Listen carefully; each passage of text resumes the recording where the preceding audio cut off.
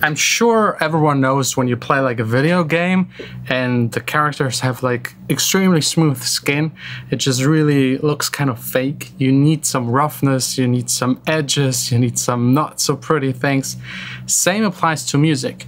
If you just use a standard synthesizer sound, it just sounds bland and boring. You need to add something, some crunch, some distortion, some bit crushing, and I'll explain you how to use these in a creative way in today's video. I'm really trying to lock this down. So relax, they'll never catch up. All we have is just maybe enough. As always, when I do these videos, I try to find a plugin that is inexpensive. There's also like a free version of it available. I'll link it down below. It's by Denise and it's called Bite Harder, which is again a really cool name. It describes what the plugin does, but all of these techniques should be also easily applicable with any kind of other plugin. So let me play you some little examples. So first up, we got like a standard synth sound out of the OB6.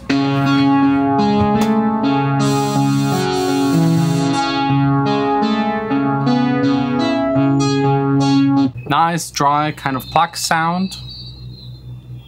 I should maybe close the window. There is like a huge train. It makes nice noises. It doesn't bother me while producing.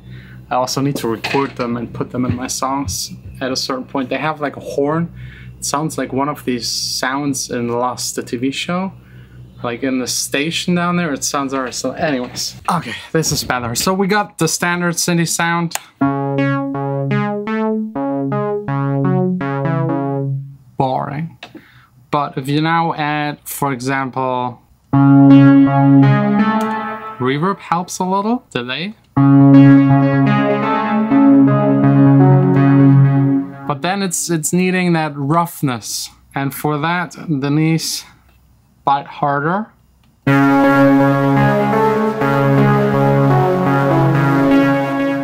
Maybe a little much, but you can go in here, just dial down the mix.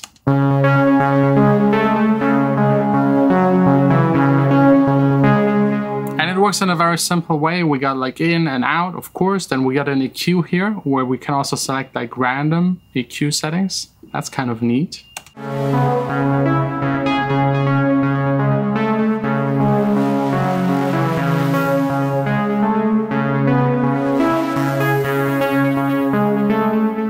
And as you can hear, it's like not just cutting away frequencies, adding. It's actually the EQ for this big crushing effect.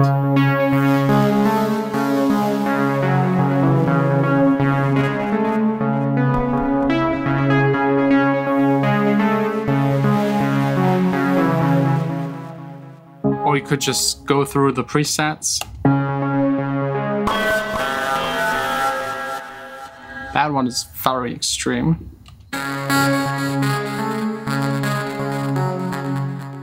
And I like to use that stuff on synthesizers, like on main pluck sounds, then really subtle, like the mix usually down to like 20%.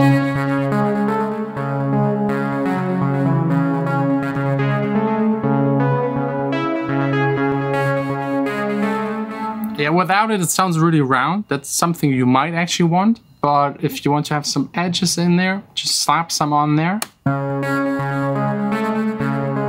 And of course, you have the resample.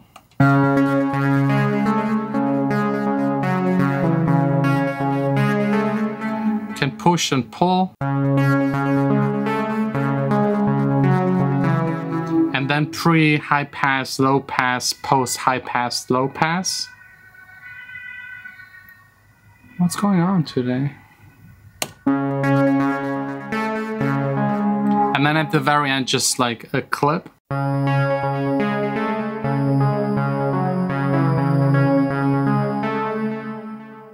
It's like a machine in the background humming and giving that metallic kind of sound. That was the sound. Did you hear that? That's the train sound. I love that. It's so cool. Definitely to sample that. But yeah, it gives you like overtones and frequencies up there. So I like to use it on main synthesizer sounds to roughen them. Also on bass sounds to add frequencies that are in the higher, more audible kind of range on smaller speakers, for example, your laptop, iPhone. That's a nice little trick. to make it not so obvious, because a bit crusher usually is a very obvious effect and has a very distinguished kind of sound. That's why I'm not using it a whole lot in a way where you can actually hear it, because if you use it in a way where you can hear it, it always sounds like a Game Boy kind of sound. If I now use, for example, the bit crusher of Logic,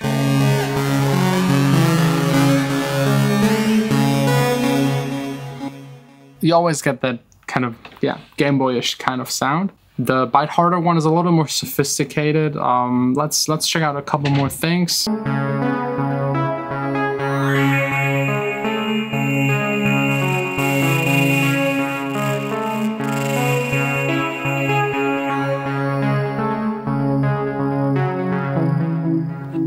The glitch is really nice. Let's maybe add it really quick on the bass line, because that one is still very raw. It's straight out of the Moog right here.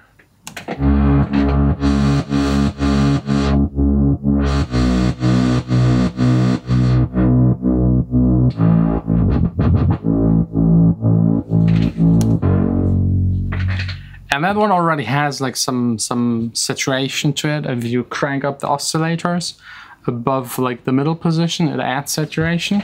But yeah, let's give it a little more flavor.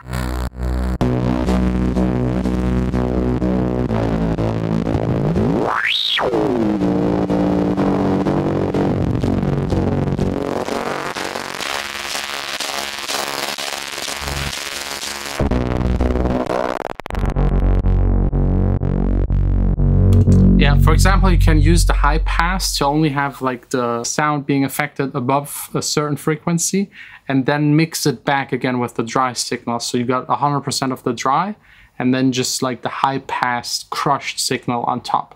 So you have like a clean low end that isn't being affected, isn't being crushed, but the top end gets that crisp sound.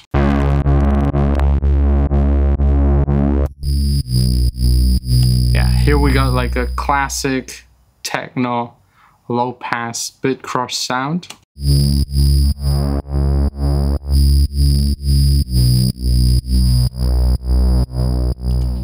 Let me actually turn down the cutoff a little.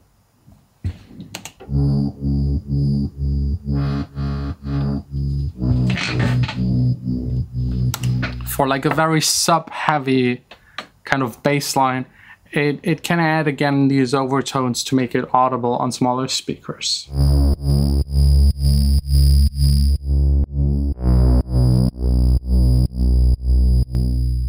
So a bit crushing kind of effect is not only there for making it sound like a Game Boy. If you add it subtle, if you add it to certain frequencies, if you add it just like mixed in slightly, it can really help to bring out certain frequencies and like, for example, the bassline melody, have it more audible, have more edges, have more roughness to it than just like a very boring, too clean kind of sounding synthesizer sound. And in most professional productions, especially in electronic dance music, the saturation, bit crushing, distortion kind of part and the right reverbs, those two are usually the ones that separate like the normal standard production from a more pro sounding production. So if you're interested to check out the plugin, if you're interested to try it out for yourself, there's like a demo available. I'll link it down below. And again, there's like a second plugin that has only half of the features kind of, that is, I think, entirely for free. So go check it out if you're interested. I'll now work here on the song and hopefully be able to play you how much or by how far I advanced. It's a really cool song with like nice vocals. I just need to start like with the mixing phase, adding this kind of stuff, distortion, reverb, set it the right way and make it shine. They'll never catch up.